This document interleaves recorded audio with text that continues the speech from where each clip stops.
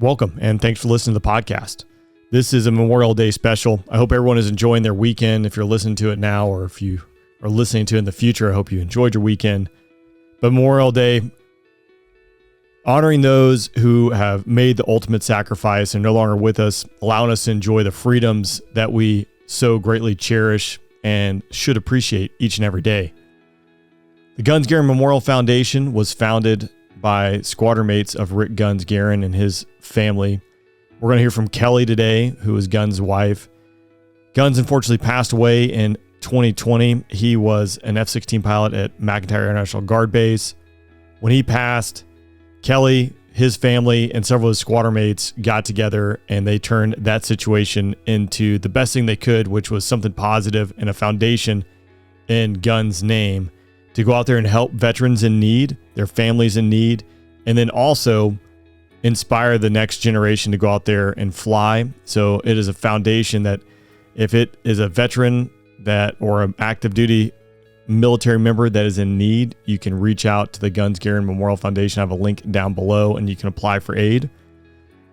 I was humbled to be a part of their golf tournament, go up there and record this episode you're getting right here, and actually seeing several of the military community that the foundation has helped, whether it be a family member passing away, a medical emergency, etc., from helping pay the bills to just getting them back on their feet and keeping them going. They're doing some incredible work.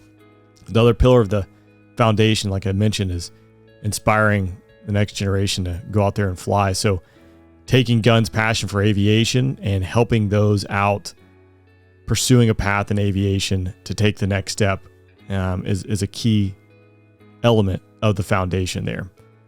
They invited me and E3 Aviation to come up there in October for the annual golf tournament. The next one will be rolling around here in the fall soon. If you're interested in getting involved, or if you need aid, or if you want to donate, you can go to gunsgarin.com. I have that link down below and you can get involved. It is really humbling to see some people who I know couldn't spell 501c3 probably because they're much like me a few years ago, just knuckle dragging fighter pilots, come together, figure this out, and turn around and actually go out there and be able to provide immediate aid and impact people's lives in a positive way. So very humbling to be able to sit down with Kelly and hear a little bit about her and Rick, or Guns, as everyone knows them, and their journey together, and then what they're doing with the foundation. So again, if you're interested in getting involved with the foundation, if you need aid, you can go to gunsgarin.com. I got that link down below. And stay tuned for their annual golf tournament coming up, and hope to see everyone out there and getting involved, because again, this is a really good cause, and I'm excited to be just a tiny little part of it. So let's jump into it with Kelly. We're here with Kelly, Guns' wife, and thank you for having us out here to be a part of the foundation golf tournament, third annual one. So it's incredible to be out here and just see what the foundation has accomplished in just such a short period of time. But to learn a little bit more about Guns. I think he and I crossed paths at a red flag once, and trains in the night there. Mm-hmm. But I've heard and talked to a lot of the guys about Guns. So I've gotten a lot of the fighter pilot stories. Yeah. I wanted to just ask you if you would share a little bit about Guns from the other side, because I know he was much more than just a fighter pilot. Can you tell me a little bit about him?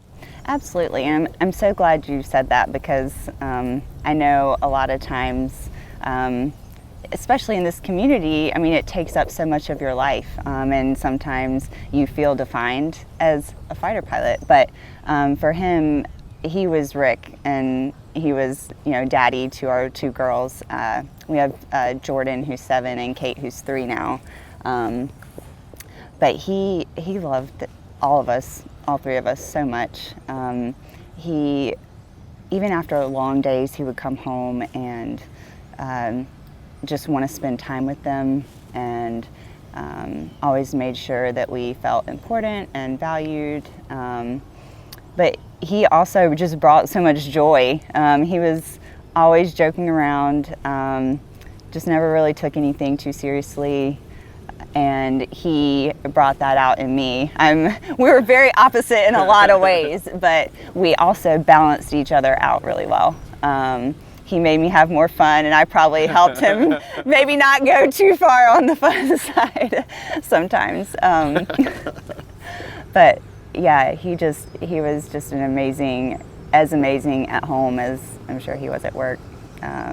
And I can't speak to the work part as much, but at home he was. Well, we've talked about the work part a little bit, because as the weapons officer, I always say that's the person who's setting the tone, the lifeblood of the squadron, and everyone you talk to, just so well respected. But it's so important, again, because he's more than just a fighter pilot. So hearing, that a husband, a father, that's really, I think, the important part and the piece of life that's the legacy that you carry on. And so hearing that is really, really important.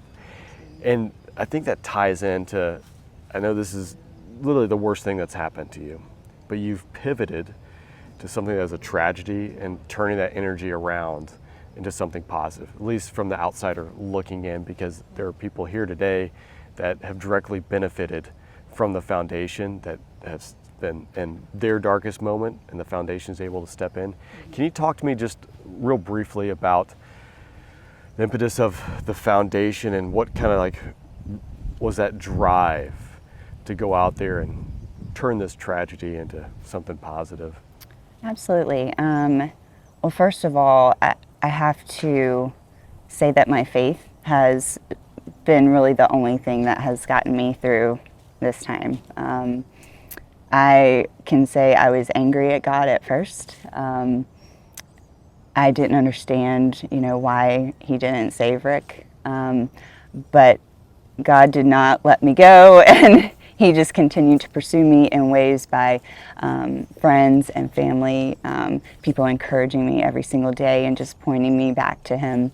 And so I can say without that, I would not be here today. And then as far as the foundation goes, I have to give credit to his friends, Croc and Baldy. They just wanted to do something. Shortly after Rick died, we all felt helpless. We didn't know what to do. But they knew they wanted to do something. So they're like, let's have this golf tournament. So I think it was maybe in 4 or 6 weeks, put together this whole tournament, and it went really well.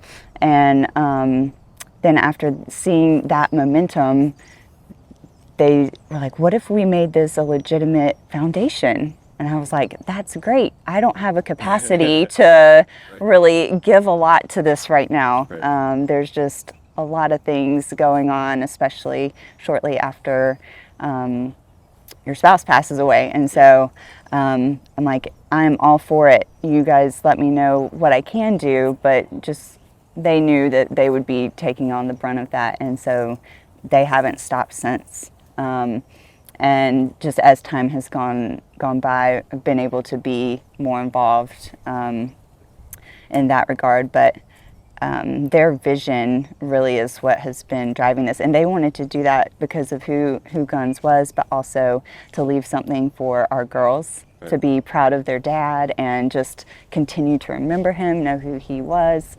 and support for me too, which I just am so grateful for. Absolutely.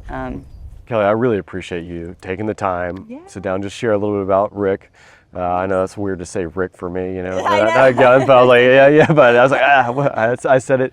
But thank you again. Again, this is incredible to see what the foundation's doing, and taking a tragedy and turning it around and going out there and helping other people in their time of need. So thank you. Yeah, you're welcome.